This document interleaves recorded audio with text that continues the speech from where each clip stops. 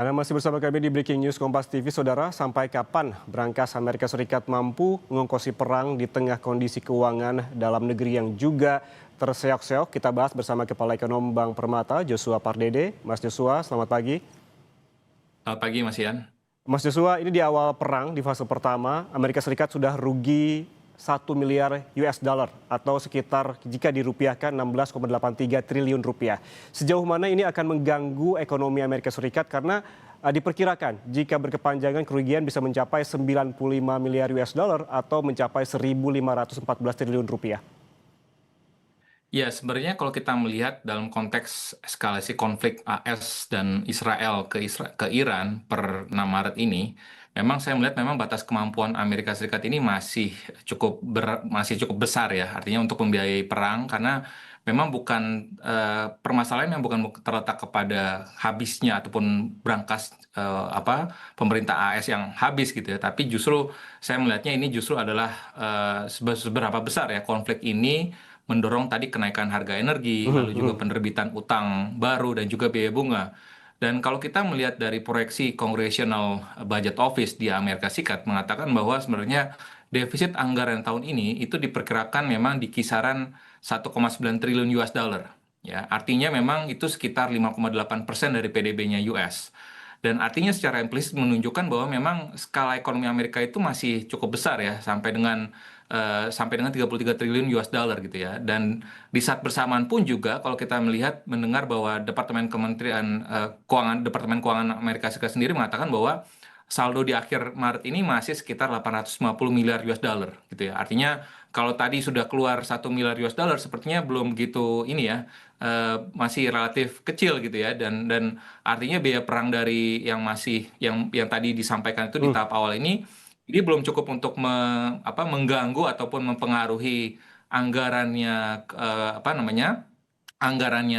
pemerintah Amerika Serikat sendiri gitu ya, dan pada akhirnya mempengaruhi secara makro ekonomi Amerika Serikat sendiri gitu. Jadi artinya yang mungkin sangat cukup memperhatikan yang mungkin akan diperhatikan oleh Kongres dan juga mungkin nanti pelaku bisnis di Amerika Serikat adalah kalau konflik ini berkepanjangan ataupun prolonging, nah ini bahayanya bukan hanya lagi pada ongkos dari peperangan itu, tapi juga bagaimana efek rambatannya ataupun spillover efeknya kepada harga minyak, lalu juga tadi pada shipping cost ya, tarif pelayaran, lalu juga inflasi dan juga bunga utang ya, mungkin itu yang lebih harus diperhitungkan masak-masak oleh Kongres dan juga pemerintah AS, yang dimana ini akan sangat memukul industri ataupun sektor ekonomi di Amerika Serikat. Oke, kalau kita melihat skala ekonomi yang masih cukup besar, kalau kita tarik ke belakang ada histori AS beberapa kali shutdown karena berangkas kosong, operasional PNS AS yang juga sempat tutup. Ini kalau melihat faktor-faktor ini, begitu sekuat apakah sebetulnya akan mendanai perang kalau APBN AS terseok-seok? Nah, ini mungkin saya perlu luruskan juga ya, bahwa government shutdown itu bukan berarti memang berangkasnya di Amerika Serikat itu, keuangannya Amerika Serikat itu habis ya. Jadi Oke. sebenarnya shutdown itu memang bukan berarti tadi negaranya bangkrut, tapi sebenarnya atau berangkasnya kosong, tapi sebenarnya ini terjadi kebuntuan politik ya dalam hal pengesahan anggaran ya antara Demokrat dengan Republikan gitu, sehingga makanya terjadilah government shutdown itu gitu ya. Karena kalau kita bicara Departemen Keuangannya di US sendiri menegaskan bahwa sebenarnya limit utang dari Amerika Serikat ini bukan izin untuk belanja baru gitu ya, tapi sebenarnya izin untuk membayar kewajiban yang sudah disetujui sebelumnya gitu ya. Karena itu memang kemampuan untuk mendanai perang dalam jangka pendek ini tidak otomatis akan hilang ya karena terjadinya shutdown gitu ya.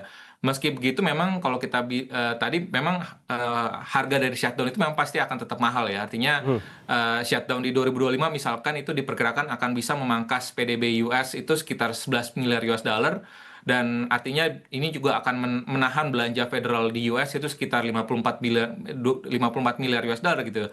Jadi artinya resiko terbesarnya adalah sebenarnya dari sisi adanya penurunan kepercayaan, lalu juga keterganggunya juga layanan publik, dan juga akhirnya memburuknya juga persepsi pasar terhadap disiplin fiskalnya US gitu ya. Sehingga ini yang mungkin akan menjadi salah satu risiko ataupun trade off kalau sekiranya terjadinya shutdown, tapi ini bukan semata-mata terjadi berangkasnya US ini kosong seperti itu. Oke.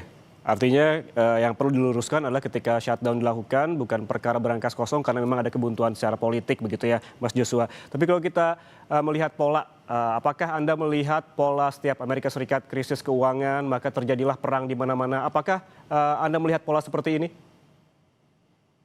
Ya, sebenarnya kalau kita bicara dari sisi polanya sih sebenarnya saya tidak melihat pola sederhana ya bahwa setiap kali US mengalami tekanan keuangan maka perang pasti terjadi gitu. Karena memang korelasi ataupun hubungannya memang sangat kompleks ya. Artinya tekanan domestik memang ini bisa mendorong tadi elit politik untuk bersikap lebih keras lagi di luar negeri karena tadi pertimbangan dari image lalu juga kredibilitas dan juga konsolidasi dukungan ya Hmm.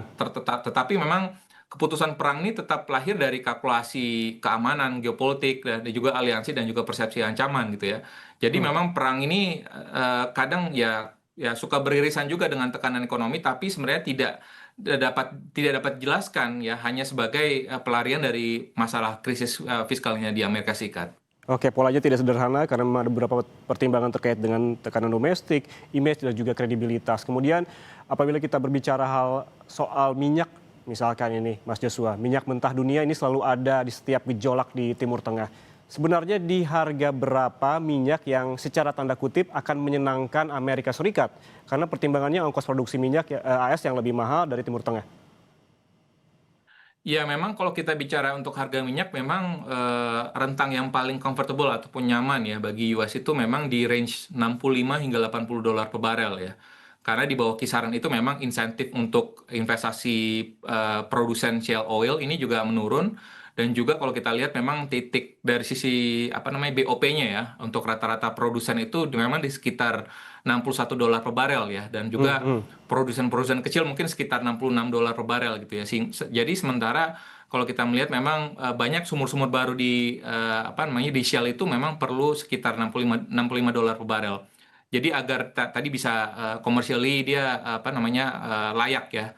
Namun memang di kisaran itu memang keuntungan dari produsen mulai diimbangi juga dan bahkan dikalahkan juga dengan beban terhadap konsumen ya. Hmm, hmm. Ada terhadap konsumen itu tadi transportasi, industri, lalu juga inflasi. Ya karena memang biaya produksi di US memang tadi relatif lebih tinggi dibandingkan memang ladang minyak di Timur Tengah ya. Tapi memang Amerika Serikat tadi membutuhkan harga yang cukup tinggi juga untuk menjaga produksi domestik ya, tetapi tidak setinggi harga yang merusak permintaan juga. Jadi memang tadi menurut saya memang kalau sudah di atas 80 dolar per barel tentunya ini pun juga akan bisa berdampak negatif juga ya Hmm, kepada hmm.